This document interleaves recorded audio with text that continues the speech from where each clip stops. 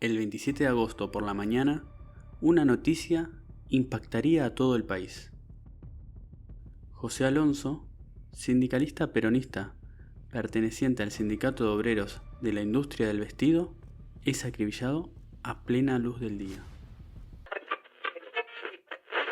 Bienvenidos al Manicomio, un podcast donde hablaremos de historia y de otros sucesos donde la gente pierde la cordura.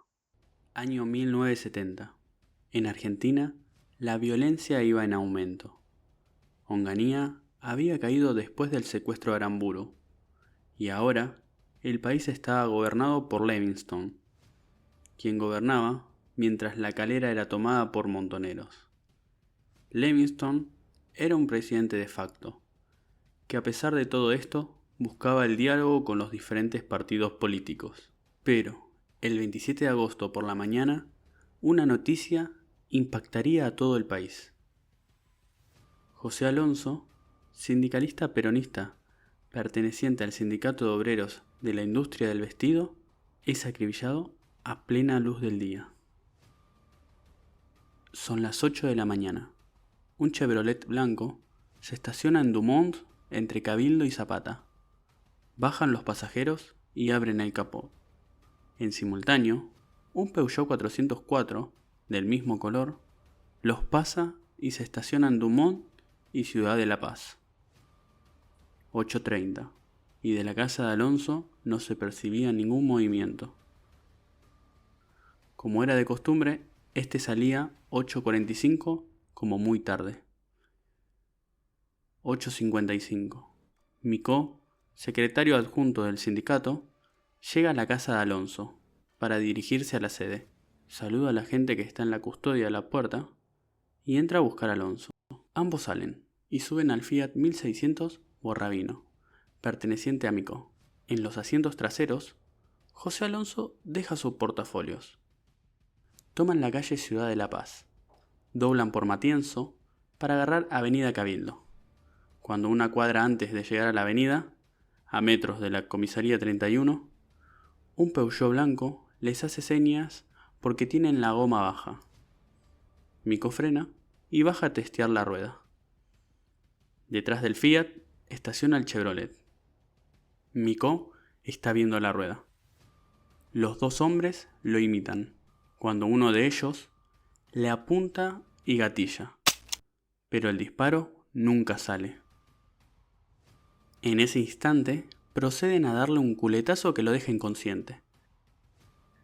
Del Chevrolet descienden otros individuos y acribillan a Alonso. Este no muere al instante. Intenta cubrirse e irse a los asientos traseros, pero en ese momento, su verdugo le propina otros 6 disparos. Inmediatamente, el perpetrador toma el maletín, se sube al Chevrolet y ambos vehículos escapan. Según testigos, los tiros resonaron seguidos, casi que ni se podían contar. Pero para las pericias, fueron 14 disparos y 11 impactaron entre su cabeza, brazo y pecho. Ahora bien, ¿quién era realmente José Alonso? José Alonso fue un líder sindical, pero como muchos los describían, no era un sindicalista típico. No fumaba, no bebía y era austero. Además de que siempre estaba prolijo, con traje y un pañuelo en el bolsillo. Pelo y bigote bien arreglado. Pero detrás de todo eso, era uno de los sindicalistas más influyentes de la época. Secretario de la CGT, fue junto a Bandor quien desestabilizó en la década del 60 al gobierno de Ilia. También era el nexo de Perón con la Argentina en su exilio. Esto le trajo diferencias con Bandor, ya que él mismo planeaba un peronismo sin Perón.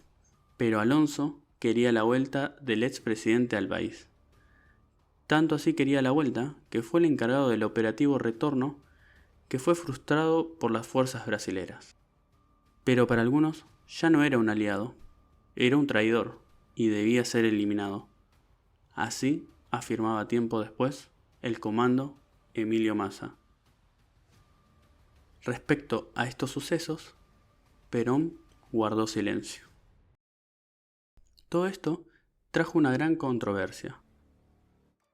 Al volver en conciencia, Micó dijo: «Esto fue un crimen político», al ver al sindicalista abatido dentro del Fiat. Las teorías de este suceso son muchas. Internas sindicales. En algunos días se iban a renovar las autoridades del sindicato. Alonso debía medirse contra la oposición, quienes eran de un peronismo mucho más duro, quienes también hace meses venían ganando terreno dentro del sindicato. Pero luego del asesinato, el líder opositor Juan Carlos Vidal condenó ferozmente el suceso. También se le atribuyó esto a elementos de la derecha peronista, con células de izquierda incluidas. Según teorías, días antes, en Córdoba, lo habrían planeado. Pero todo esto son teorías y sugestiones, ya que el único testigo fue Micó y estuvo inconsciente. Solo recuerda que eran individuos de más de 30 años y bien arreglados. Otros de los testigos fueron vecinos, que dieron sus testimonios, pero no ayudaron mucho. Todo era caos y tensión. Horas más tarde, en el velorio, realizado en la sede del sindicato, la política entera dijo presente, desde Livingston hasta Perón. Incluso Onganía pasó frente al féretro y a dar sus condolencias a la viuda. Por otro lado, la CGT declararía un paro de 15 minutos y duelo por 48 horas. Días más tarde, el Peugeot blanco y el Chevrolet fueron encontrados. Los mismos habían sido denunciados como robados días antes. El hecho nunca fue esclarecido. Siempre dejó más dudas que certezas. Y las pistas que rondaban eran vagas, como muchos hechos de la época.